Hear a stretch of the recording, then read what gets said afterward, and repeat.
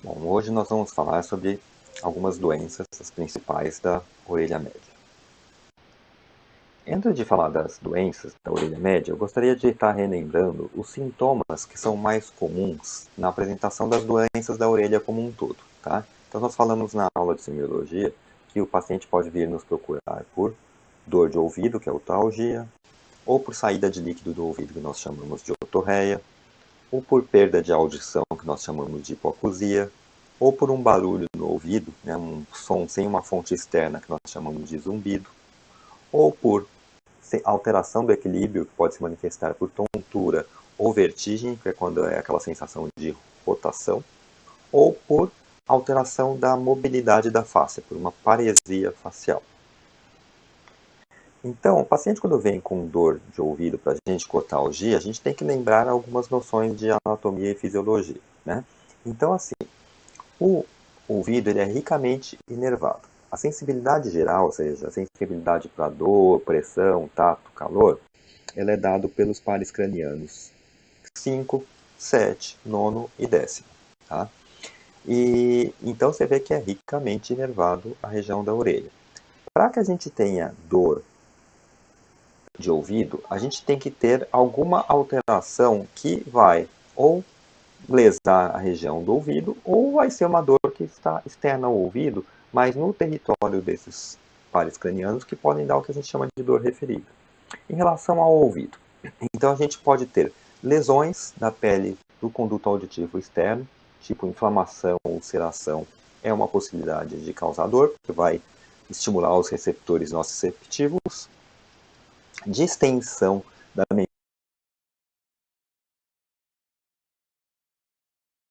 ou alguma massa que comece a fazer uma pressão de forma aguda, ou seja, uma coisa que cresça um pouco mais rapidamente, que empurre com uma certa rapidez, isso também vai estimular os receptores de dor e vai provocar dor, tá?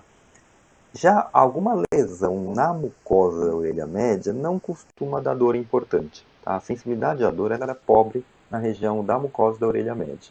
E a orelha interna não possui receptores de dor, ou seja, a orelha interna possui só nervos que transmitem sensibilidade especial, que é a audição e o equilíbrio, seja dado pelo oitavo par. E temos sempre que lembrar, quando chega um paciente nos procura por dor de ouvido, que ele pode ter o que a gente chama de uma dor referida, né, que é a otalgia reflexa, que por alterações em estruturas cuja inervação tem semelhança com a do ouvido, o paciente pode ter a sensação de que a dor é no ouvido, mas a lesão ser numa estrutura distinta. Por exemplo, a articulação temporomandibular, a faringe ou a laringe, elas têm inervação pelo nono e décimo pares. E uma lesão nessas regiões podem, reflexamente, dar dor de ouvido. E o ouvido não ser o responsável pela origem desse estímulo de dor. Então, sempre que eu tenho um paciente que está com otalgia, a gente vai pensar que ele pode ter uma lesão de orelha externa, né, uma lesão na pele da orelha externa, ou ele tem alguma doença que provoque distensão da membrana timpânica, ou a minha otoscopia vai estar normal, ou pelo menos não vai ter uma causa que lembre esse tipo de alteração. Por exemplo, eu posso ter uma perfuração timpânica. Se o tímpano está perfurado, ele não vai distender, então não vai ser causa de dor. Então, perfuração de tímpano crônica não é causa de dor. Eu posso ter dor no momento que perfura. Vamos supor, um trauma. Penetrou ali, rompeu a membrana timpânica, eu vou estimular os receptores. A partir do momento que só ficou a perfuração, a dor cessa. E, então, com uma otoscopia sem algo que seja, a gente possa dizer que é o ouvido responsável pela dor, a gente tem que lembrar da dor referida. Então, é importante o exame de outras estruturas, né? Avaliar a TM, avaliar a faringe e a laringe para ver se não podem ter lesões que estejam causando a dor.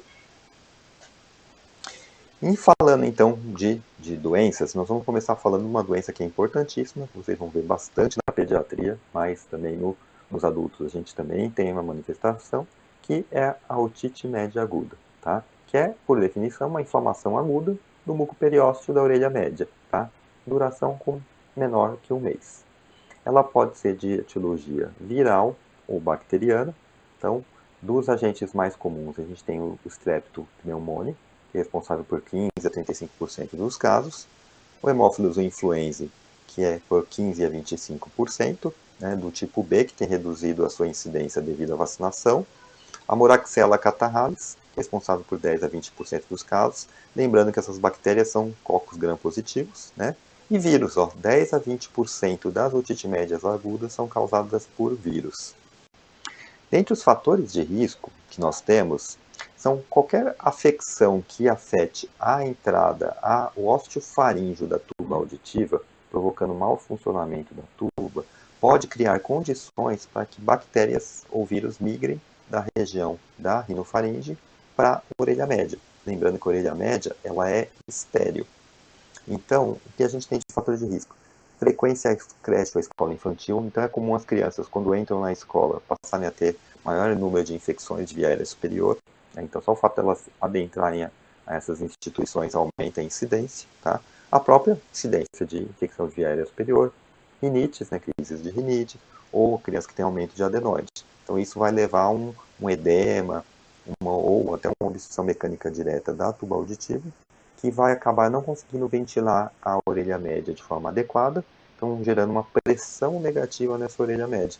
Essa pressão negativa, quando a tuba se abre, acaba aspirando as secreções e levando bactérias e vírus para a orelha média, que podendo causar a infecção. E nós temos ainda, classicamente, dois picos de incidência de otite média aguda. Dos 6 meses aos 2 anos, né, que é quando a criança está reduzindo o aleitamento materno e a sua imunidade ainda não está bem estabelecida. Então ela tem uma imunodeficiência transitória que é fisiológica, mas ela acaba estando mais propensa a ter infecções. Também nessa fase agora no mundo mais atual, é também a fase que muitas crianças começam a entrar no berçário, né? Os pais, a mãe volta a trabalhar, e a criança passa a frequentar a escola infantil, a creche, né? Berçário. E dos 4 aos 7 anos, o segundo pico, que era quando as crianças que não frequentavam o berçário passavam a frequentar a escola. Então hoje a gente já vê menos que a idade de entrada nas escolinhas tem sido mais precoces. E qual é o quadro clínico, tá? Então, o principal, né, até eu comecei falando desse sintoma, é a dor, né? Então a maior parte dos pacientes com otite média aguda procura um atendimento por dor de ouvido, né? Nesse caso, a gente tem já perda de audição concomitante à dor. Por quê? A otite média aguda, a partir do momento que o agente etiológico entrou na orelha média e conseguiu se instalar, ele vai provocar um quadro inflamatório em que a gente vai ter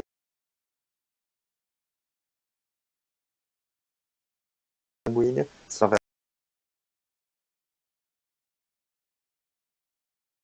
distender a membrana timpânica. Ao distender a membrana timpânica, a gente tem dor. E por ter um líquido ali que está impedindo a mobilidade daquela membrana timpânica, nós vamos ter redução da audição. Da mesma forma, por estar também aquele conteúdo líquido ali dentro, a gente vai ter plenitude auricular. Perdão. A gente vai ter a sensação do ouvido cheio, né, nos pacientes que conseguem não se referir. Se não for tratado, uma parte dessas infecções podem distender a membrana timpânica a tal ponto que provoca uma área setorial de isquemia, onde acaba tendo um rompimento dessa membrana timpânica. Dependendo dos vasos sanguíneos na região, eu posso ter um pequeno sangramento, e aí sair o pus que estava retido na orelha média, ou já posso ter o extravasamento de pus. Então o paciente vai ter otorreia ou já uma otorragia seguida de otorreia. Nas crianças menores, os lactentes, crianças ainda abaixo de 2 anos, elas reagem às infecções de uma maneira mais sistêmica, né? Que vocês aprenderam na pediatria, que é a reação global e específica da criança. Ou seja, a criança pode manifestar um quadro infeccioso de uma maneira meio inespecífica, ou seja, ela começa a ter febre, diarreia, vômito, dor abdominal, queda do estado geral. Aí, nesse caso, então, você tem que procurar um possível foco infeccioso, dentre eles a orelha, tá? E que nós vamos ver no exame físico. Então, quando fosse fazer a otoscopia desse paciente, a gente vai ver a membrana timpânica abaulada. Por quê? Porque está tendo um acúmulo de secreção ali dentro da orelha média. Isso vai distender a membrana timpânica. É o principal achado de exame físico que deve ser buscado, o abaulamento. Vamos ter hiperemia, porque eu vou ter um processo inflamatório acentuado, então temos dilatação dos vasos sanguíneos, então a membrana vai estar bem vermelha. Pode estar opaca, e no caso que perfurou, eu vou ver a perfuração e extravasamento de pus. Tá? Detalhes. A síntese hiperemia não é um achado que deve ser valorizado para o diagnóstico de otite média aguda, tá? Porque a criança pode ter hiperemia fisiológica, tem criança que tem um pouco mais de vasos sanguíneos, que pode ser assimétrico.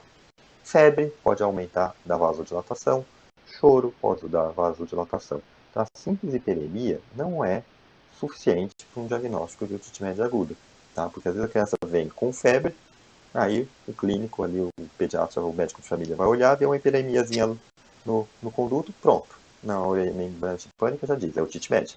Tá? Não. Se eu tenho hiperemia de uma otite média, eu vou ter abaulamento, tá? Opacidade é um dado também dinâmico físico que não é mais valorizado. Então, os trabalhos baseados em evidência, aquelas revisões do Cochrane, mostram que tem muito paciente que a membrana dele fisiologicamente é opaca. Então, se você olhá-lo numa época que ele não tem infecção, é opaca. Então, a opacidade ela tem baixa sensibilidade para diagnóstico de doenças. Tá? Então, também não é um dado para ser considerado isoladamente. Ah, só está opaco é otite média aguda. Não, de forma alguma. Então, a gente vai ter que ter o hiperemia e o abaulamento. Isso sim. E é lógico, se eu tiver otorreia, né? E é uma característica interessante da otorreia, enquanto a membrana timpânica estiver aberta, a gente vai notar, se você prestar atenção à otoscopia, que aquela secreção ela pulsa. Tá? Então, os batimentos cardíacos daquela rede da mucosa que está toda vasodilatada acaba transmitindo para a secreção. A gente vai ver a secreção fazendo pequenas pulsações síncronas com o batimento cardíaco.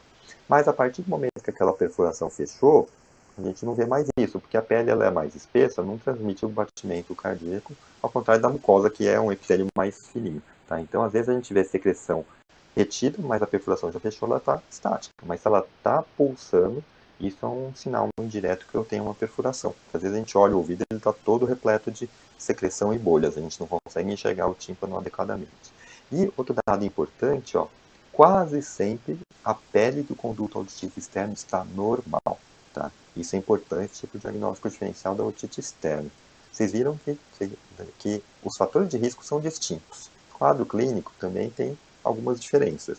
E o processo inflamatório se dá em regiões anatômicas diferentes. Então, na otite externa, a gente tem inflamação na orelha externa, na otite média, na orelha média. E não é comum as duas estarem associadas. Inclusive, quando eu tenho extravasamento de pus, não é comum esse pus aqui no conduto provocar uma inflamação do conduto, porque o conduto, se tiver com o seu epitélio íntegro, aquilo ali não vai ser um fator de risco importante. Tá? E assim, uma das dificuldades que a gente tem de avaliação é o abaulamento. Por quê? A gente está olhando com um olho. Nosso olho, a gente não tem visão tridimensional. Então, na verdade, é o nosso cérebro que reconstrói. A gente está vendo uma imagem bidimensional e a gente está aprendendo a ver alguns dados que vão nos ajudar a ter uma ideia de tridimensionalidade. Então, aqui eu tenho uma membrana timpânica normal, então você tem um acinzentado, né? Aqui o cabo do martelo, que é uma estrutura importante para a gente reconhecer que a gente está vendo o tímpano. E aqui eu fiz um esquema de uma seção transversa do conduto auditivo externo, em que a gente vê o seguinte. Então, isso aqui está representando a parede da orelha externa e da orelha média, ou seja, o conduto auditivo, né? Conduto auditivo e orelha média. E aqui a membrana timpânica. Que o cabo do martelo, ele, pela anatomia, ele está no meio da membrana timpânica. E aqui na altura do colo, né, do martelo, então a gente tem a cabeça do martelo, o cabo do martelo, na altura do colo, se prende o tendão do músculo tensor do tímpano. Então a gente tem aqui o tendão do músculo tensor do tímpano. Então, a gente tem dois pontos de fixação aqui, ó. A membrana timpânica se prende no conduto auditivo externo por um ligamento, que é o ânulus timpânico, então nessas duas extremidades. E o martelo ele tem um ponto de fixação, que é o músculo tensor do tímpano. Quando eu tenho um acúmulo de secreção nessa região, que eu vou provocar um abaulamento, o que vai acontecer? A membrana vai abaular, mas o martelo não mexe, porque ele está fixo. A mesma coisa em relação ao ânulo timpânico. Então, o que a gente nota na otoscopia? Quando a membrana timpânica está com o seu formato côncavo habitual no paciente normal, a gente vai ver a saliência do cabo do martelo nessa membrana, ou seja, a gente vê aqui uma ligeira saliência do cabo do martelo. Já aqui, ó, nesse caso em que a membrana está abaulada, o que acontece? Ó? O martelo que estava saliente, ele ficou escondidinho aqui, ó, como se fosse um botão de uma almofada, né? Aquelas almofadas mais fofinhas, ou seja, ele ficou afundado, provocou uma depressão. Então olha como eu vejo aqui um sulco do cabo do martelo. Então isso é um jeito que a gente tem de ver abaulamento, tá? E aí vocês notem, ó, como nesse caso do otite média aguda, quantidade de vasos sanguíneos, né, que vão dar uma hiperemia, tá? Aqui, ó, hiperemia, então abaulamento e hiperemia. Esses são dois dados para se valorizar para o diagnóstico. Então, um ponto importante para a gente ver abaulamento é reconhecer o cabo do martelo. Quando está abaulado, ele está aqui formando um sulco, e quando está normal, ou pelo menos a membrana não está abaulada, a gente tem ele aqui fazendo uma saliência. Aí eu vou mostrar aqui um vídeo que é interessante para vocês darem uma olhada, de alguns casos de otite média aguda, tá? No caso aqui, o autor está usando um dado de anamnese que a gente chama de otoscopia pneumática. Então, eu conecto um espéculo que veda o conduto auditivo externo e o meu otoscópio tem uma entradinha com uma pera, como se fosse aqueles de medidores de pressão.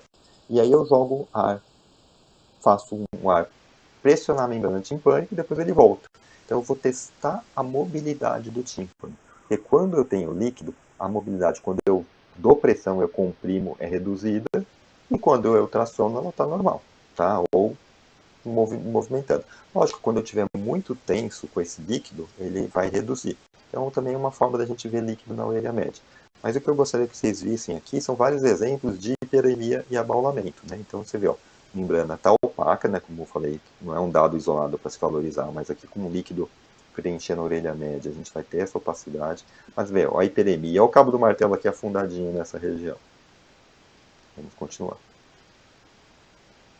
Outro exemplo aqui, ó, de novo, ó, ó o cabo do martelo afundadinho aqui, ó. E aqui essa movimentação é a perinha fazendo, né? Então ele está testando várias fases de otite média aguda. Outro aqui. Nesse caso aqui, ó, aqui está quase rompendo, ou seja, uma bolinha que surgiu aqui, ó, de uma área de isquemia. Isso aqui é um caso que logo vai perfurar essa membrana timpânica. E aqui, ó, um paciente sem otite média aguda. Olha a diferença, membrana mais translúcida, né? Então ela não está opaca, não está avermelhada. Olha o cabo do martelo aqui que a gente via, aquele suco, agora ele, ó, bem saliente, né? Tá? Em algum dos casos, assim, quando o paciente ele recupera da otite média aguda, aquela secreção purulenta, os leucócitos são degenerados, são absorvidos, mas às vezes fica um líquido persistente na orelha média. E esse líquido também vai alterar a mobilidade timpânica. Então aqui são alguns casos em que vai ter líquido na orelha média. Você vê, não tem mais infecção, mas com um líquido citrino, um líquido gelatinoso ali dentro ainda que não foi reabsorvido. Aqui, ó. Até esse líquido entra ar pela tuba auditiva, como é um líquido viscoso, ele forma bolhas. Aqui, ó, o menisco da bolha, uma bolinha aqui, como se fosse uma bolha de sabão, né? Isso é outra doença, nós vamos falar no final da aula sobre ela, que é a otite média secretora. Não, mais exemplos aqui, ó. Vê como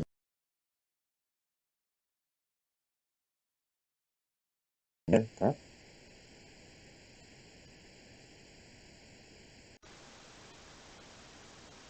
Aqui já é uma otite média, ó, tá vendo como tem hiperemia, abaulamento, ó, como o cabo do martelo aqui tá afundado, ó, é um sulco, né?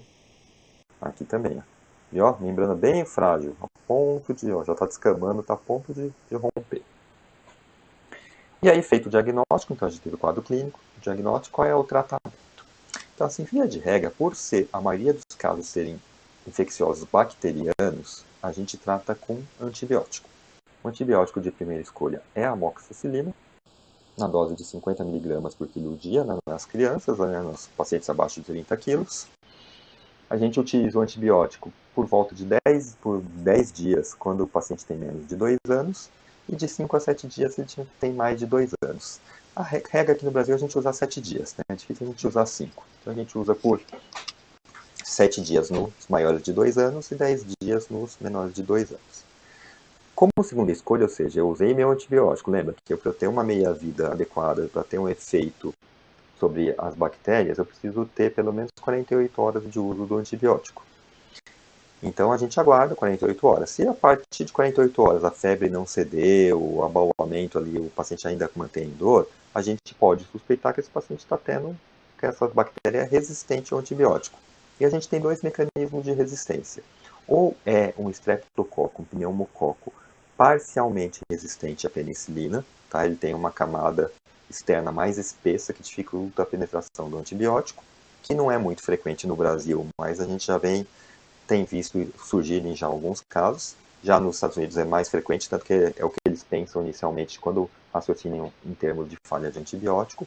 Ou eu posso ter um hemófilos, uma maracela, produtoras de beta-lactamase. Tá?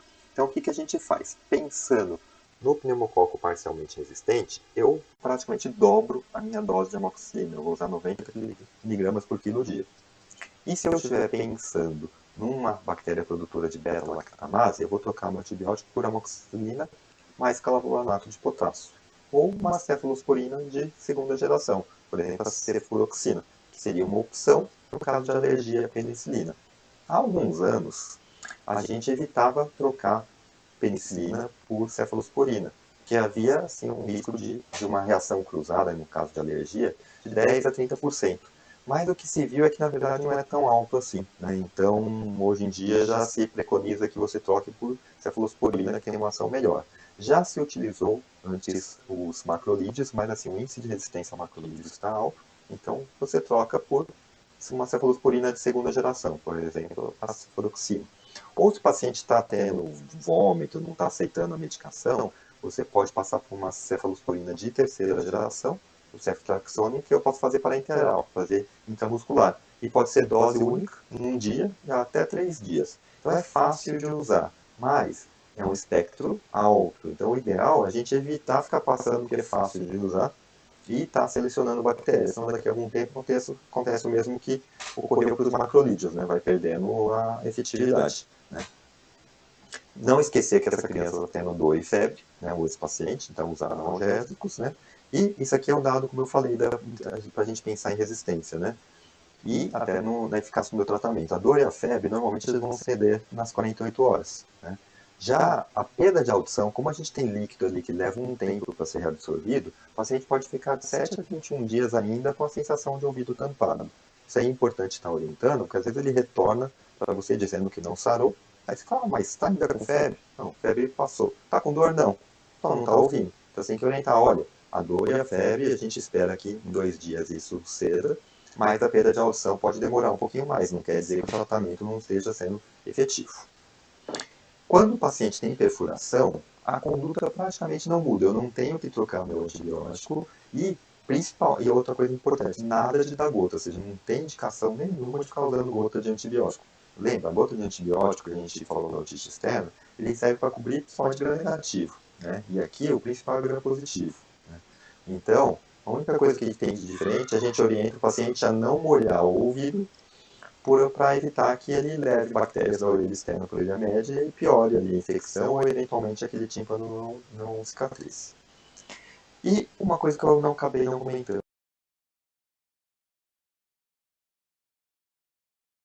ou trocar amoxicilina com clavulanato.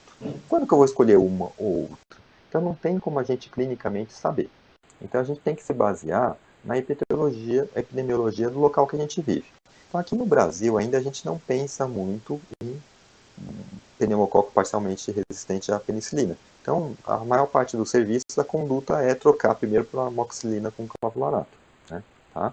Agora, vai ter que observar a casuística aí dos serviços. Existe até um preparado comercial em que ele faz as duas coisas. Ele é composto por amoxicilina na dose dobrada mais o clavulanato, ou seja, cobre as duas situações. Mas não é a rotina da gente estar utilizando. Agora sim, falei de usar antibiótico. Mas vocês vão ver na literatura americana, principalmente na literatura de trabalhos escandinavos, da Dinamarca, da Suécia, em que se preconiza não usar antibiótico. Por quê? Boa parte das otites médias agudas bacterianas resolve espontaneamente, ou seja, mesmo sem você dar antibiótico, o próprio corpo, lembra que nós temos nossa imunidade, resolve a infecção. Ou uma parte, lembra, 10 a 20% dos casos são virais. E eu não consigo, pelo quadro clínico, diferenciar bacteriano de viral. Então eu poderia não dar antibiótico e observar esse paciente por um tempo. Tá?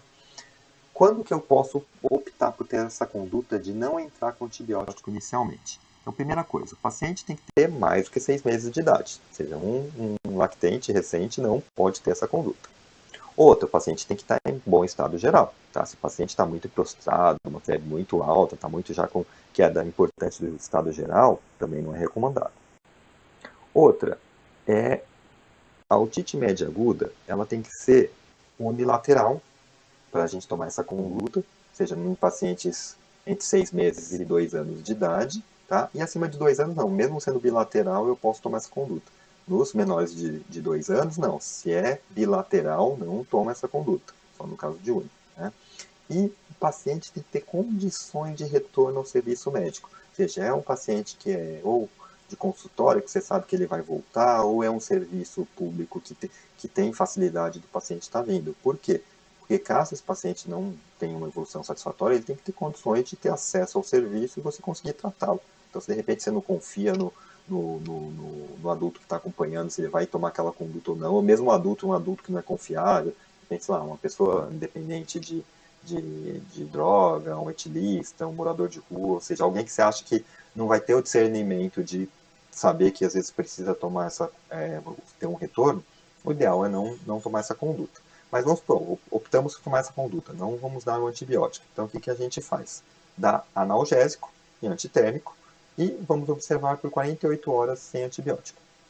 O que vai acontecer? Vai ceder, então, a dor e a febre desse paciente. Se isso acontecer, pronto. É só a gente estar monitorando até finalizar aí a parte da audição. Do contrário, o paciente não cedeu, né, ou eu vi algum sinal de complicação, e eu vou instituir o antibiótico. Tá?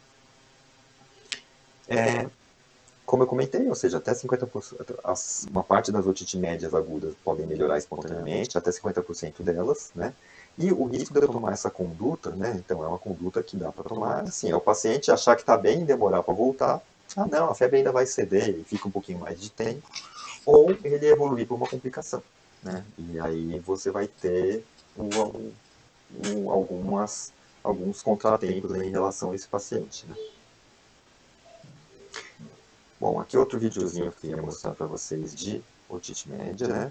Então aqui mostrando, ó, ele no primeiro dia, então fez o diagnóstico, certo?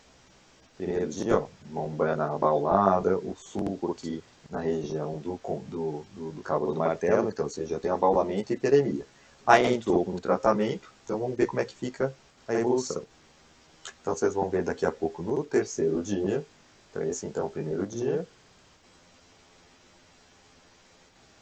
Agora, terceiro dia, notem que o abaulamento e a hiperemia estão reduzindo. Ainda está abaulado, a gente vê aqui o sulco ainda do cabo do martelo que está desaparecido, né? Ou seja, ele está afundado. Mas você vê que ele já está um pouquinho mais frouxo, não está tão tenso como estava antes, e os vasos estão começando a reduzir. E aí a gente vai ver agora o quinto dia. Então, quinto dia de tratamento. Essa aqui é uma orelha direita, né? A gente vai ver o quinto dia de tratamento aqui, ó, como abaulamento já saiu, ó, tá vendo o cabo do martelo saltado, ainda tem um pouquinho de hiperemia, já não tem mais abaulamento, certo? Agora nós vamos ver a evolução de um caso com perfuração, em que evoluiu para perfuração, tá? Então a gente vê aqui, ó, paciente com um tímpano perfurado, então aqui, ó, tem bastante secreção, às vezes você nem enxerga a membrana timpânica, né? A perfuração estaria aqui, ó, mas você vê, ó, secreção, pus, ó, o tímpano está meio escondido aqui. Primeiro dia, orelha esquerda. Então o colega que atendeu vai aspirar esse ouvido. Vocês vão ver esse ouvido após uma aspiração, que tirou a secreção, o paciente deitado.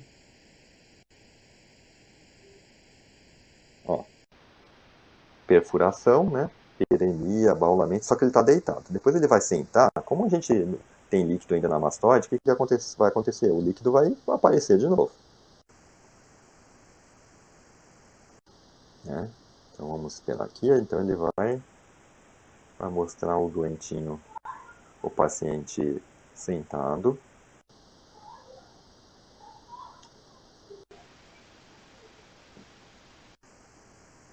Ó, então, ó, secreção de novo, ó, bolinhas aqui, né, formando.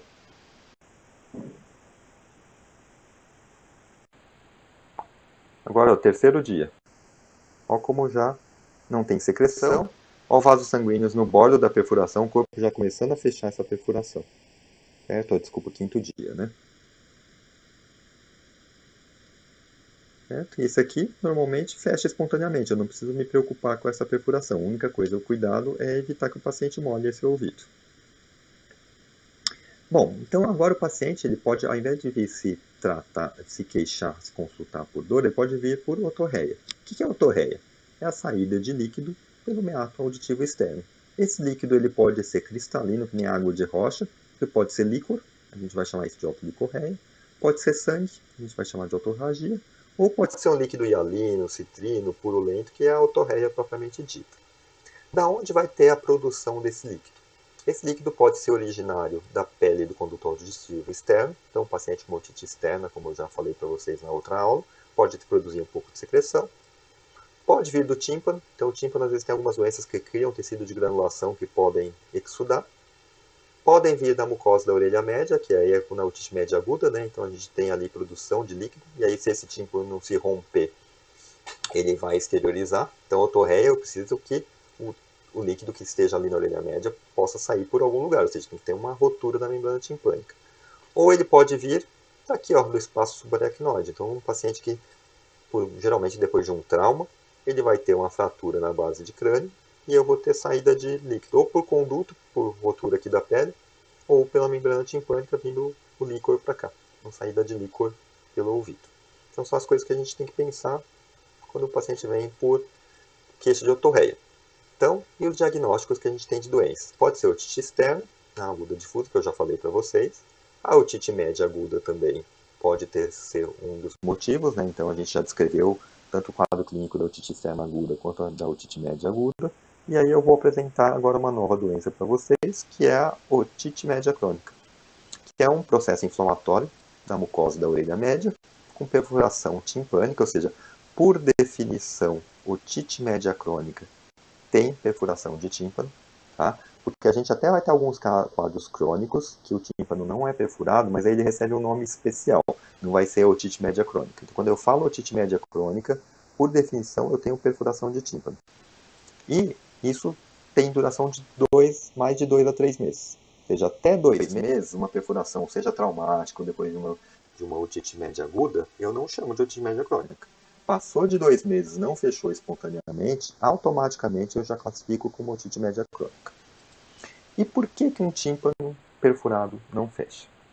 Geralmente, eu vou ter alguma falha na ventilação daquele ouvido, ou seja, eu vou ter uma tuba auditiva que por algum motivo pode ser até idiopático, ela não aera aquele ouvido adequadamente, aí aquele ouvido está conseguindo se manter relativamente bem, mesmo com uma ventilação não satisfatória, mas aí quando eu tenho um evento de doença, aquilo acaba me impedindo a regeneração da membrana, porque acaba a perfuração servindo até como uma aeração, uma via de aeração natural para o ouvido. Então, é um paciente que teve uma otite média aguda e ele tem uma tuba auditiva disfuncional e aí acaba não cicatrizando adequadamente. A mesma coisa um paciente com trauma, que também tem uma malformação de tuba auditiva. Ou até, eu não coloquei aqui, quando a gente sempre pede para o paciente não molhar, às vezes se eu fico molhando aquele ouvido com perfuração, eu vou dificultando o processo cicatricial. Então, por isso que é importante o paciente com perfuração timpânica não molhar o ouvido, para permitir para aqueles que têm condições, que é a maioria, que o tímpano regenere automaticamente, né, espontaneamente. Ou se eu tiver o que a gente chama de uma otite média aguda necrotizante, ou seja, eu tiver uma grande destruição da membrana timpânica, da mucosa da orelha média. Isso geralmente vai acontecer quando eu tenho uma infecção bacteriana secundária a um quadro viral. Por exemplo, o paciente teve um sarampo, uma varicela e acabou evoluindo por uma otite média aguda, né, contaminou secundariamente, então dá uma destruição maior, ou às vezes tem algumas bactérias que são mais agressivas, e aí aquele grau de destruição acaba não permitindo regeneração. A microbiologia da otite média crônica muda, é diferente da otite média aguda. Então, a otite média aguda geralmente são cocos gram-positivos, é o pneumo, é o hemófilos, é a moraxella. Em alguns casos, como eu falei, o vírus. Já na otite média crônica, o agente etiológico que está presente, ele normalmente são as bactérias que estão na orelha externa. Então a gente vê bacilos gram-negativos, como a pseudomonas, proteus, E. coli, pode ter gram-positivos, que geralmente é o staphylo ou enterobacter, e começa a ter também anaeróbios, que normalmente não é um germe que está presente sapofitamente na orelha média. Então você vê que a microbiologia é diferente, isso aqui é importante quando a gente vai pensar em escolha de antibiótico.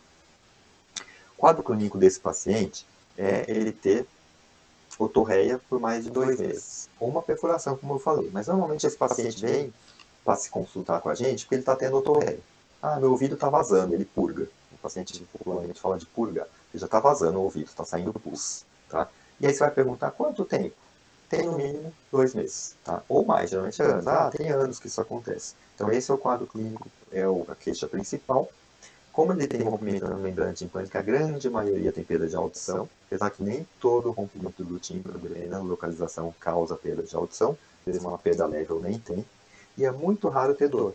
O paciente até fala, olha, vaza, sai curto, mas não dói, porque realmente o que faz doer do tímpano é a distensão do tímpano. Como aquele tímpano está perfurado, o paciente não tem dor. Então a queixa dele é torreia e perda de audição. E aí, levando em consideração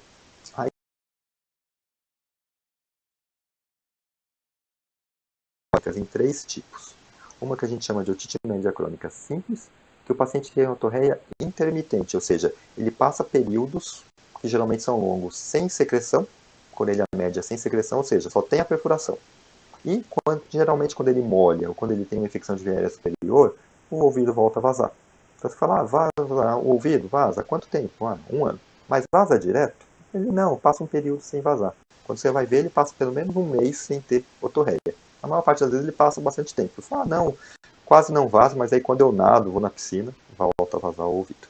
Então isso a gente chama de otite média crônica simples. E aí quando eu vou fazer a otoscopia, exceto se eu peguei num período que está com otorreia, fora esses períodos, eu vou ver o tímpano está perfurado, mas não tem secreção.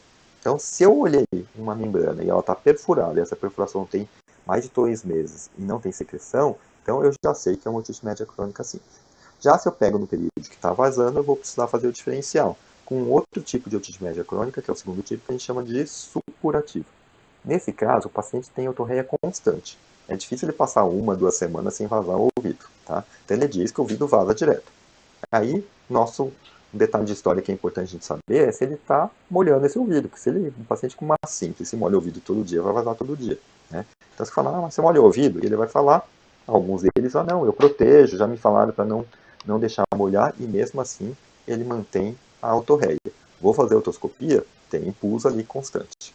Se eventualmente eu consultei o paciente e ele não protege o ouvido, é um diferencial que a gente tem que fazer. Então eu vou prescrever uma medicação, que já vou falar para vocês daqui a pouco. Vou orientá-lo então a usar o algodão com óleo durante o banho, não nadar, e vou reavaliar esse paciente depois de 1 mês. Se o ouvido secar, é uma otite média crônica simples. Já não, se ele continua tendo a supuração, é uma otite média crônica supurativa. E a gente tem um terceiro tipo de otite média crônica, que a gente chama de otite média crônica colesteatomatosa, ou mais comum a gente usar o termo de colesteatoma, que, por definição, é a presença de um epitélio estratificado, pavimentoso, queratinizado na orelha média. Se vocês lembrarem da fisiologia, da anatomia, da histologia, a orelha média ela é recoberta por uma mucosa, por um epitélio pseudoestratificado ciliado. Já quando eu tenho o crescimento de um epitélio pavimentoso, estratificado, queratinizado, que é pele, né, na orelha média, isso a gente chama de colesteatoma. E de onde vem esse epitélio? Esse epitélio ele vem principalmente a partir de uma invaginação na membrana timpânica, ou seja, o tímpano normalmente ele cresce dele para a orelha externa e por algum motivo que ainda não é bem esclarecido, ele começa a crescer para dentro da orelha média. Ou também tem alguns casos em que pode ocorrer migração da pele do conduto auditivo externo também para a orelha média, ou seja, uma invasão da pele da orelha média, da orelha externa, seja do tímpano, a partir do tímpano ou do conduto, para dentro da orelha média. E isso vai causar um quadro infeccioso crônico nessa região. Então, na simples, como eu comentei para vocês, a otorreia é intermitente, a gente pode ter as agudizações, né, quando entra água ou quando tem uma infecção de viária superior, e a gente tem meses sem otorreia. Então aqui eu tenho uma otoscopia, ou seja, a membrana timpânica aqui, ó, cabo do martelo, perfuração ampla aqui, né? A gente tem aqui até ó, o ramo longo da bigorna, o músculo, o tendão do músculo do estapédio, janela redonda, tá? E ó, sequinho, não tem infecção nenhuma. Só para vocês saberem que isso aqui é uma coisa que se vê bastante no ambulatório, essa mancha branca no tímpano é uma placa de calcificação. A gente chama de tímpanosclerose. É uma cicatriz, tá? De algum processo infeccioso que o paciente teve. Isso aqui normalmente é assintomático, não costuma produzir nenhum sintoma para o paciente. Nem perda auditiva, nem dor, nem nada, tá? Agora o paciente pode chegar para a gente assim, ó, com otorreia. E aí eu não vou saber se é uma supurativa ou se é uma simples. Então, como eu comentei, a gente orienta o paciente a não molhar. Se está com secreção, eu vou dar gota, ou seja, eu vou usar um antibiótico tópico, não é sistêmico. E eu vou usar ciprofloxacina aqui. Está contraindicado usar neomicina ou polimixina B, que são antibióticos aminoglicosídeos, porque eles são ototóxicos. Eu posso provocar perda auditiva com essas gotas, então a gente vai usar ciprofloxacina. A dose geralmente são 3 gotas a cada 8 horas, durante 7 dias.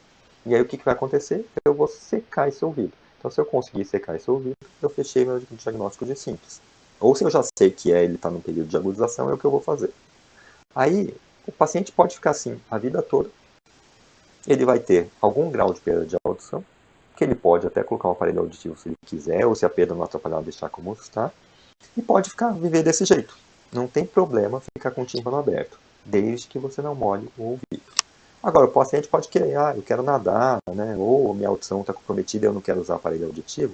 Então, ele pode, aí é opcional, não é obrigatório, fazer um tratamento cirúrgico. A gente pode reconstituir aquele tímpano que a gente chama de timpanoplastia. Então, é uma cirurgia que a gente vai reconstituir a membrana timpânica, tá? Mas não é obrigatório. O paciente faz se quer. Por quê? Não tem nenhum risco ficar com o tímpano aberto, ou seja, ele não vai piorar a perda auditiva, então ele não vai ficar surdo, não vai dar uma complicação, não vai ter uma meningite, como as pessoas falam, não vai ter nada. Desde que ele cuide direitinho desse ouvido, não vai ter problema. E até a gente tem pacientes que optam por operar, mas o enxerto ele não pega em todos os pacientes. O índice de pega de enxerto para timpanoplastia é por volta de 80%. Então 20% dos pacientes que operam, o enxerto não pega, ou parcialmente ou totalmente. E ele precisa ficar com o ouvido aberto, ou seja, a gente esgota as tentativas. E aí, acompanhando esses pacientes, a gente vê que eles não evoluem com problema algum. Já na supurativa, a gente tem otorreia o tempo todo, tá? Então, a gente tem, ó, olhando aqui, ó, secreção, né?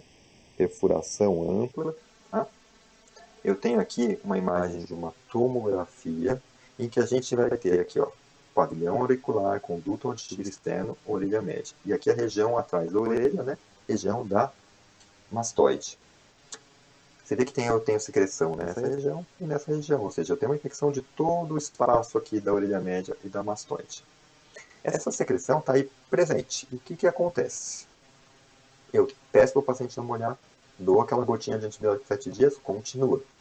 Então,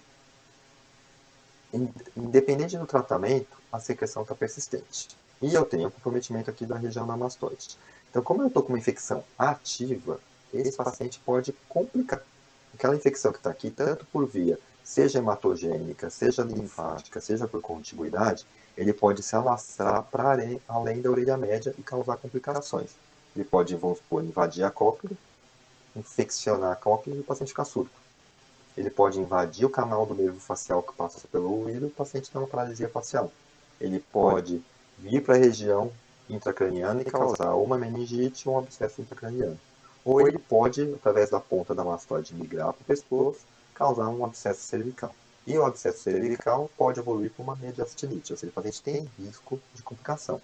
Não é um risco imediato, ou seja, a gente vê pacientes às vezes com anos com otite média crônica supurativa sem complicar, mas tem esse potencial. Então, nesse caso, então, o tratamento é cirúrgico, já que o tratamento clínico não resolve, mesmo eu dando antibiótico sistêmico, não está indicado porque não faz diferença. Eu consigo uma concentração maior de droga por via tópica, mas mesmo que eu dê por via oral, já foi se tentado, não resolve. O tratamento desse paciente é cirúrgico, e aqui não é opcional. Por quê? Porque eu tenho um risco de complicações, né? Então, e o tratamento que a gente faz é fazer uma mastoidectomia, que a gente abre esse osso e remover todo esse tecido inflamatório que está infectado, melhorar a comunicação da mastoide com a orelha média e reconstituir o tímpano. A gente chama isso aqui de uma tímpanomastoidectomia. E aí o paciente normalmente evolui com melhora da infecção. E o enxerto do tímpano pode pegar ou não. Então 80% dos casos pega. E aí ele está curado. Ou o enxerto não pega. E ele fica com o tímpano perfurado, mas sem a infecção. Aí então a gente transformou a otite média crônica supurativa em uma simples. E caso o paciente queira, ele pode fazer uma nova timpanoplastia e tentar resolver o caso em definitivo. E o terceiro tipo, que é interessante a gente saber, é o colesteatoma. Tá? Como eu falei para vocês, ele chama colesteatoma adquirido, porque existe um congênito, que é outra patologia, que a gente não vai estar comentando aqui, que é o desenvolvimento então, de pele dentro da orelha média. Né? Ele pode ser, como eu falei, a partir do tímpano. Então, ó, tá vendo aqui? Eu tenho o tímpano praticamente normal, só que aqui ó, ele tem uma perfuração que até erodiu parte do osso do conduto. Ele invaginou aqui para dentro e aquele epitélio está crescendo para dentro da orelha média. Tá? Ou a gente chama isso de colesteatoma primário. Ou ele pode ter um paciente que tinha uma perfuração timpânica e houve migração, seja do tímpano ou da pele, epitélio por orelha média. Ó, tá vendo esse branquinho aqui? A queratina meio úmido, ele fica meio esbranquiçado. Então forma umas lamelas brancas aqui. Que a gente chama de secundário. Que não faz tanta diferença porque o tratamento não muda. E essa pele aqui, essa queratina acumulada, descamada, que é pele morta, ela acaba se contaminando por pseudomonas, que é o que vai gerar otorreia. Mas nem sempre tem otorreia. Eu posso pegar nessa fase aqui, ó, tá seco. O paciente está cuidando, não está vazando. Eu tenho a perfuração e a pele ali, tá? Com a paciente geralmente vem procurar a gente por perda de audição e por otorreia. Então a maior parte dos pacientes tem otorreia. E essa otorreia tem uma característica, é uma otorreia fétida. Então o paciente fala, ó, tem uma secreção de muito mau cheiro, né? Aí a gente na otoscopia vê a perfuração, vê essas lamelas, são grumos, né? Parece nata. Então quando eu vi uma secreção com grumos, a gente já desconfia de colesteatoma. Tá? Ou eu vejo, né, aquele grumo saindo aqui na orelha média, ou eu vejo na secreção. Porque a secreção, quando não tem grumo, ela é fluida. Né? Então, esse é o diagnóstico de colesteatoma. É o quadro clínico, somente é o exame físico que vai me definir. A perfuração com queratina dentro aqui. Esse paciente está até duas perfurações. Ó. Tem uma aqui e outra mais aqui. Esse aqui ó, não tem secreção. E esse aqui, ó, tá vendo? O conduto. E aqui, ó, ela parte do conduto e eu já estou entrando na mastoide. Então aqui vocês já estão vendo uma propriedade desse colesteatoma.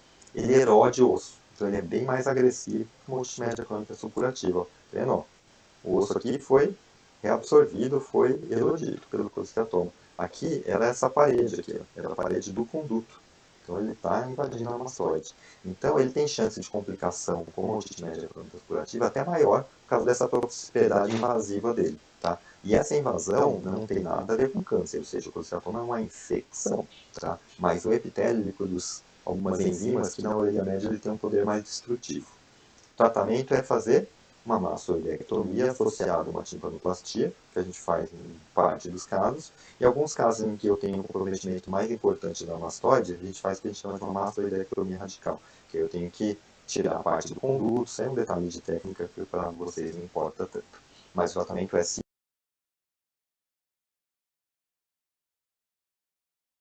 e eu falo de complicação, então eu já comentei alguma coisa para vocês. Então, assim, a incidência das complicações é baixa hoje em dia. 0,02% das otites médias evoluem com complicação. Mas, quando elas ocorrem, a chance de elas deixarem sequela ou evoluírem para mortalidade é alta, ó, 10 a 18%. Tá? Então, por isso que tem que se tomar cuidado. Por isso que, às vezes, essa conduta de não dar antibiótico nas infecções de orelha média tem que ser vista com cuidado. E você vê que eu estava falando de otite média crônica, mas agora, quando eu falo de complicações, as complicações também podem acontecer com otite média aguda. Ou seja, tanto otite média aguda quanto otite média crônica podem complicar. Então, a incidência geral delas, independente de ser aguda ou crônica, é 0,02%, mortalidade de 10 a 18%. A gente vê que é mais comum em menores de 10 anos, tanto porque eles são uma faixa etária que tem mais incidência de otite média aguda, como também por questões imunitárias, né? A imunidade é menor. Como eu falei para vocês, pode ser tanto secundária otite média aguda ou crônica. Os micro-organismos são os habituais, ou seja, não é nenhuma bactéria diferente que causa. Tá? E uma regra geral de conduta. Se eu tenho uma complicação frente a uma otite média aguda, a minha conduta vai ser internar o paciente para dar antibiótico endovenoso, e se o tímpano ainda não tiver sido rompido, eu rompo ele. Eu faço o que a gente chama de uma paracentese. A gente vai ali e faz um pequeno corte no tímpano para permitir que aquele pulso que está sob pressão venha para fora. Já na otite média crônica, eu também vou internar o paciente, vou dar antibiótico endovenoso e esse paciente tem que ser operado. Tá? É uma cirurgia não é uma emergência, ou seja, não tem que internar e operar, mas assim, durante a internação a gente já programa operar esse paciente, tá? Porque ele pode até esfriar o quadro de complicação, mas ele tem a chance de desenvolver rapidamente o outro. Então, teve complicação, tem que já adiantar a cirurgia desse paciente. E quais são as complicações das infecções da orelha média? Então, a gente tem paralisia facial, mastoidite com abscesso subperiosteal. Lembrando que toda infecção de orelha média tem algum grau de comprometimento da mastoide. Então, ou seja, a otite média aguda tem mastoidite junta, a otite média crônica supurativa ou crustáceo tem mastoidite junta. Tá? Mas quando eu formo um abscesso, além de ter essa mastoidite, que é o que a gente considera como complicação. Senão vai ser uma mastoidite simples que não é, a gente trata dentro do conceito da otite que a gente está vendo. Ou seja, a otite média aguda, se ela está ali com uma mastoidite que a gente nem percebeu, ela vai ser tratada com um tratamento de otite média aguda. Aquela infecção pode invadir a orelha interna, e a orelha interna a gente também chama de labirinto. Então, o labirinto não é só parte do equilíbrio, não é só canal semicircular e o utrículo e sacro, ele também é a cóclea. Então, quando eu tenho infecção da orelha interna, em vez da gente chamar de otite interna, a gente chama de labirintite. E aqui é a labirintite verdadeira, que boa parte dos pacientes que falam que tem labirintite, a gente vai comentar na aula de orelha interna, ele não tem labirintite. Então, labirintite é uma infecção. Pode ter complicação intracraniana.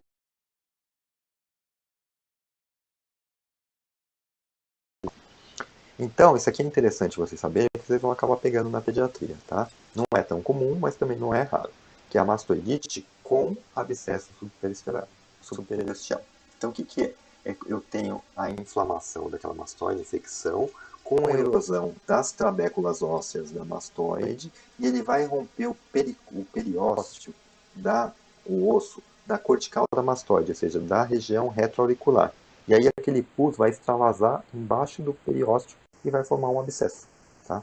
É mais comum o paciente ter isso com uma otite média aguda, tá? Mas pode ter com a crônica. É um paciente que está com quadro clínico de otite média aguda, ou seja, está com febre, dor, e evolui com hiperemia e abaulamento na região retroauricular. E esse abaulamento empurra a orelha para frente, vai dar uma orelhinha abano aqui, ó, tá? Tá vendo? A orelha saltadinha aqui, aqui não. Né? Quando a gente vai palpar isso aqui, o que eu tenho? É um abscesso, ou seja, tem calor, rubor, dor e flutua. Né? E aí, então, fiz aqui. Vou fazer otoscopia, esse paciente vai estar com achado de otite média aguda. Tratamento é complicação, não é? De otite média aguda, então é internada, antibiótico endovenoso. Se o tímpano não tiver sido rompido, a gente rompe. E nós vamos fazer inicialmente uma drenagem simples, como qualquer abscesso. Vou fazer um cortezinho e drenar e botar um dreno. Caso não resolva, ou seja, continue, não evolua com melhora nos primeiros 48 horas, aí eu vou levar esse paciente para fazer uma cirurgia, a gente vai fazer uma mastoidectomia, ou seja, a gente vai ter que raspar esse osso, tirar esse conteúdo infeccioso dali, certo? Bom, falamos de otalgia, otorreia, agora vamos falar de um outro sintoma, que é a perda de audição, né? Então o paciente fica com hipoacusia. E a gente tem dois tipos de perda de audição. A gente pode ter uma perda de audição por alteração na chegada do som da orelha externa até a cóclea, veja, o som sendo conduzido pela orelha externa, membrana timpânica, ossículos até a cóclea. Então, se eu tenho uma patologia que pegue orelha média ou orelha externa, a gente vai ter uma perda que a gente chama de condutiva. Então, vai ser uma restrição do som chegar até a janela oval. Já se eu tenho uma perda de audição por lesão do epitélio da cóclea, por lesão do nervo coclear, ou por uma lesão central, ou seja, núcleo coclear, o menisco lateral, o colículo inferior, ou seja, a parte central da audição, ou córtex auditivo primário e secundário aqui na região temporal, a gente vai ter o que a gente chama de uma perda sensório-neural ou neurosensorial. Então, a gente tem esses dois tipos que a gente pode separá-los na audiometria, como eu comentei com vocês, ou com diapasão. E aí a gente pensa nos mecanismos que podem causar a perda. Vamos supor, na orelha externa, o que pode fazer a gente ter perda de audição? A gente tem que ter alguma coisa que reduza o diâmetro do meu conduto, para o som não conseguir passar. E tem que ser uma redução importante. Lembra que eu falei da cera, que tem que ocupar uns 80%, 90% do conduto? Ou seja, não é qualquer... Vamos supor, se eu ocupar metade do meu conduto aqui, com uma estenose, com cera, corpo estranho, o paciente vai estar ouvindo normal. Então é uma coisa que vai reduzir a luz desse conduto. Que aí a gente pode ter cerúmen, é um diagnóstico.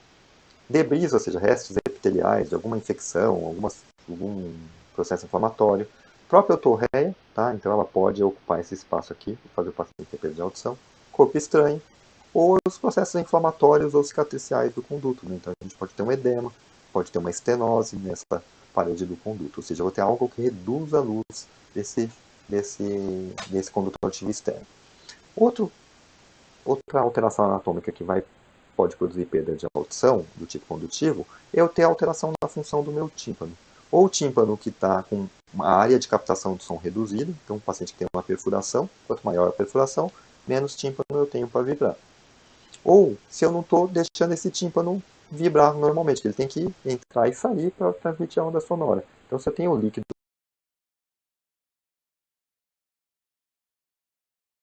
na audição, ou se eventualmente a minha tuba auditiva não está funcionando adequadamente, eu gero uma pressão negativa e eu puxo o meu tímpano aqui para dentro, quando a gente sobe de avião, sobe uma serra, eu vou ter uma perda de audição. Pode ser nesses casos, como eu citei, transitório. Eu também posso ter alguma doença que vai me lesar os ossículos, né? Seja as suas articulações, seja eles serem reabsorvidos ou eles sejam fixados aqui por uma doença, uma anquilose. Então, se eu tiver uma fixação ou disfunção de ossículos, eu posso ter perda de audição. Ou se eu tiver lesão do epitélio sensorial, né, do órgão do corte, ou do nervo, ou da via auditiva central. Então, se a gente pensar anatomicamente, a gente já vai começando a separar os diagnósticos diferenciais das causas de perda de audição. E aí, uma doença que eu queria que vocês soubessem com relação à orelha média, eu já até comentei um pouquinho em otite média aguda, a gente chama de otite média secretora. O que é a otite média secretora? É a presença de líquido na orelha média sem sinal de otite média aguda, ou seja, não tem sinal inflamatório, ou seja, não tem hiperemia, não tem febre, não tem dor. O paciente só tem o líquido que abaula aquela membrana e o tímpano está íntegro. Porque se eu tenho uma perfuração, aquele líquido sai. Se o líquido sai, a gente chama de otorreia. Nesse caso, não. Ele tem líquido retido na orelha média. Como ele não tem sinal inflamatório, ou seja, não tem dor, não tem febre, o sintoma que o paciente apresenta é perda de audição. Fica com o ouvido tampado. Por que surge essa doença? Então, a gente tem alguns fatores de risco para o paciente evoluir, para ele desenvolver essa otite média secretora, que sejam, quando ele tem otite média aguda precoce, ou seja, uma criança aí com 1 aninho, 2 aninhos, já teve seu primeiro episódio de otite média aguda, ele é um paciente que tem mais predisposição de desenvolver otite média secretora, ou seja, aquela secreção da otite média às vezes não reabsorve. Sai os eucócitos, processo infeccioso, mas aquela infecção persiste. Por também a gente depender que a tuba drene aquela secreção, tudo que altera o funcionamento da tuba também pode ser um fator que predispõe ao acúmulo de líquido no ouvido. Então, frequência de cresce com escola infantil por causa das infecções de via aérea superior, a própria infecção de via aérea superior, né?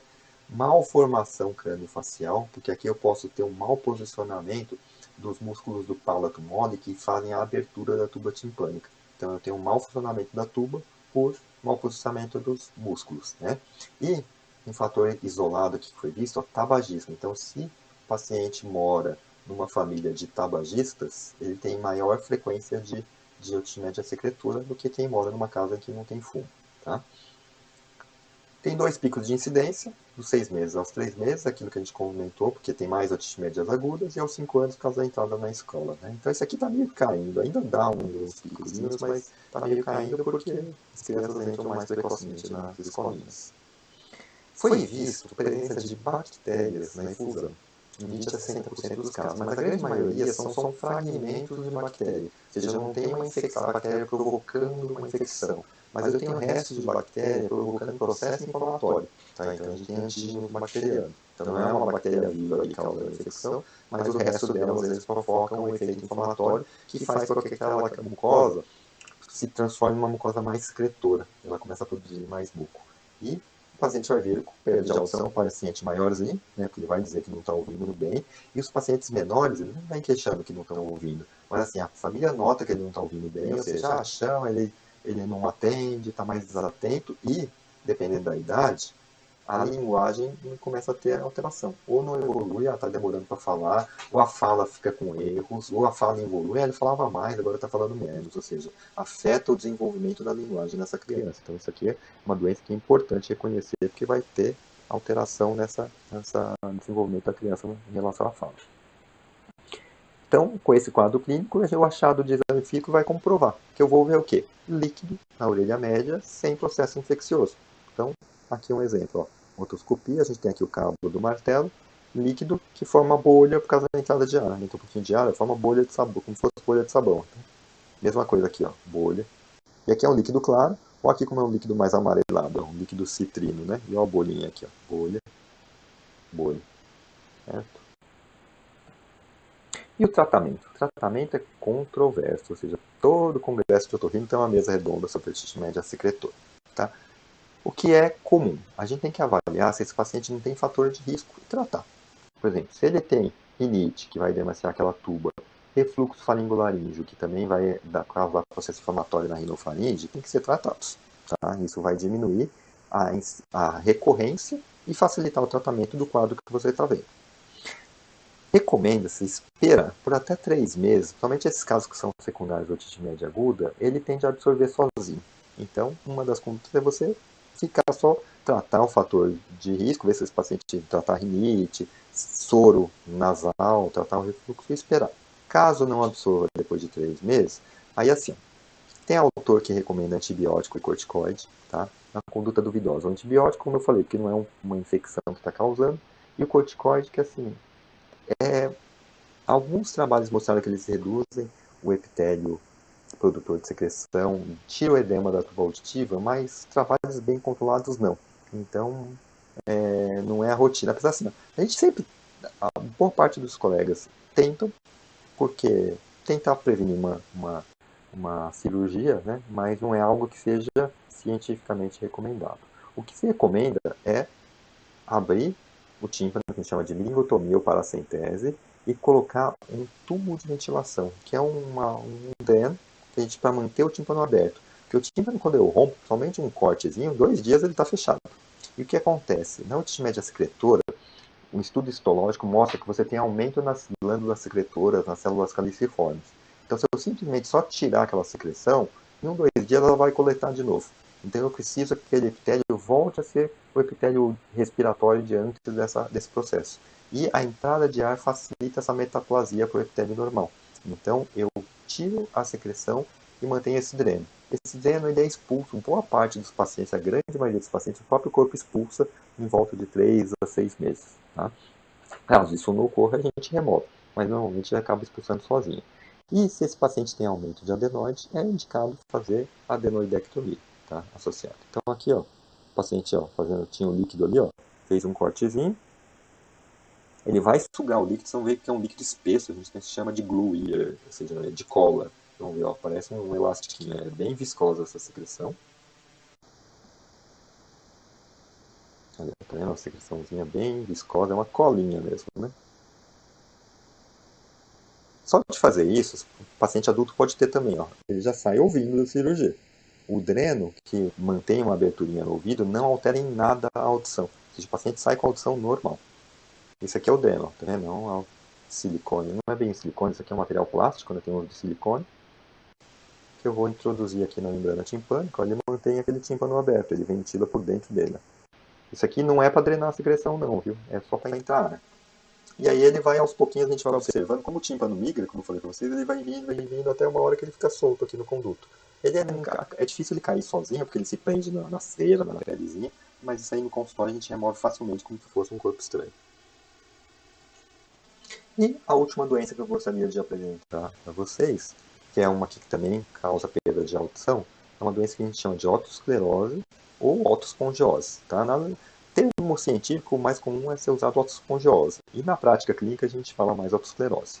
Que é uma doença que é uma alteração na, no metabolismo do osso da cóclea.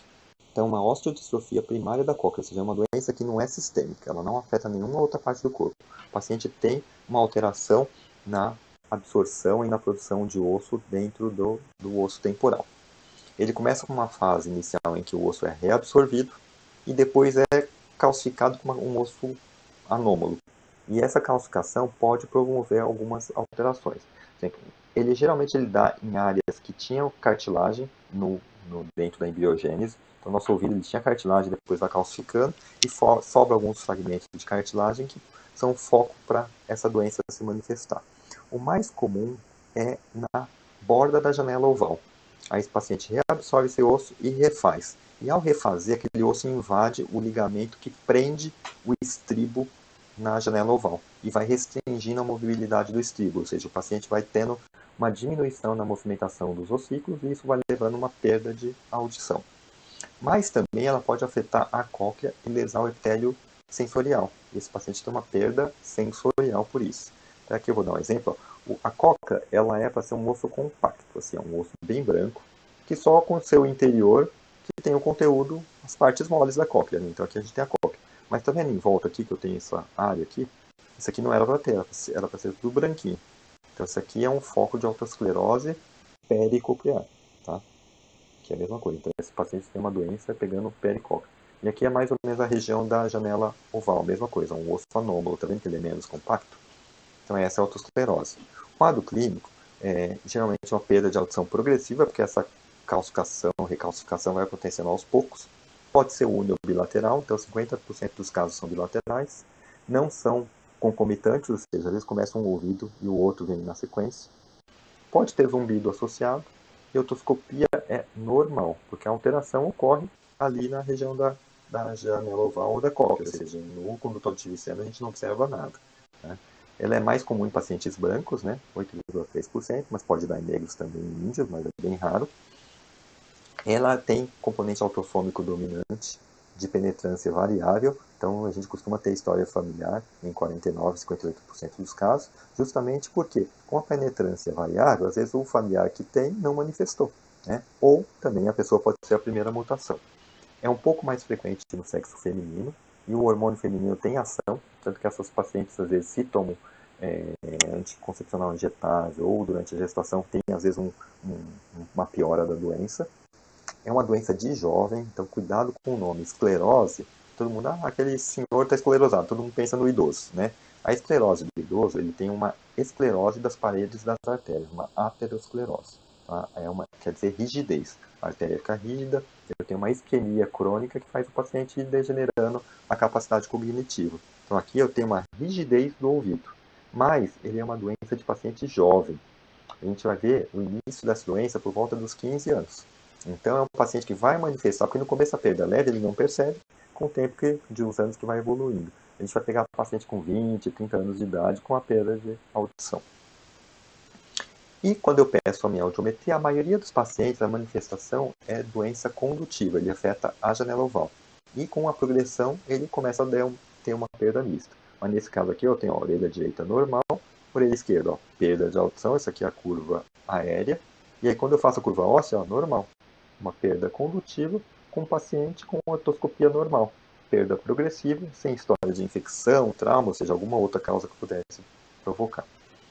Aí eu posso comprovar o meu diagnóstico com a tomografia, né, que ela dá o foco, como eu mostrei aqui para vocês, mas nem todo paciente às vezes tem um foco identificável na tomografia.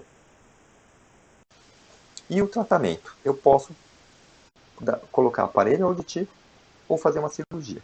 A gente não tem ainda como tratar a doença. A gente vai tratar a sequela, que é a perda de audição. O zumbido tende a melhorar com o tratamento auditivo, mas não necessariamente. Mas a gente vai focar o tratamento na audição. Então eu posso colocar aparelho auditivo nesse paciente, que tende a ser uma resposta boa tanto para o condutivo como para o neurosensorial, ou eu posso fazer uma cirurgia no paciente que tem perda condutiva, que é o seguinte, como é o meu aqui, ó, isso aqui é o normal, né? Então o som vem no tímpano, faz o martelo vibrar, bigorna e estribo e o som entra para a cóclea. Aqui o normal, e essa doença ela fixa. Então o meu estribo está fixo, o martelo e a bigorna estão normais. Então eu posso fazer uma cirurgia em que eu tiro o estribo, faço um furo na base dele que ficou calcificado e coloco uma prótese, que ela entra para a orelha interna e se prende na bigorna, que a gente chama isso de estapedotomia, e que eu tendo a ter a passagem do som normal. Ou seja, aquela perda condutiva eu recuperei. Tá? Agora, infelizmente, ou não é 100% essa cirurgia, né? Então, de 100 pacientes que a gente opera, em média, uns 94 a audição fica normal, ou seja, eu fecho aquele gap aeróosseo, né? Ou seja, eu volto a ter mobilidade, eu volto a ter audição aqui. Mas 3% desses pacientes, desculpa, ou eu crio um foco de otoesclerose embaixo da prótese, impede a prótese de se mexer, ou ele pode aqui necrosar o ramo longo da bigônia, que ele está em contato, dá um pouco de isquemia, o paciente voltar a ter perda condutiva, ou 3% dos pacientes, só por eu ter aberto a orelha interna degenera, e ele evolui com uma perda neurosensorial. Pode ser parcial, que aí dá para eu complementar a audição com uma prótese auditiva, mas pode ser total, ou seja, existe risco. Né? Como são em paciente jovem, a maioria dos pacientes acaba optando por operar. Eles não gostam muito da ideia de tratamento com prótese auditiva. Mas a prótese seria o primeiro tratamento, que é um tratamento que não tem risco. Né? Mas aí a gente discute com o paciente os prós e contras e ele opta pelos tratamentos. Então é isso que eu gostaria de apresentar para vocês sobre as doenças principais da orelha média.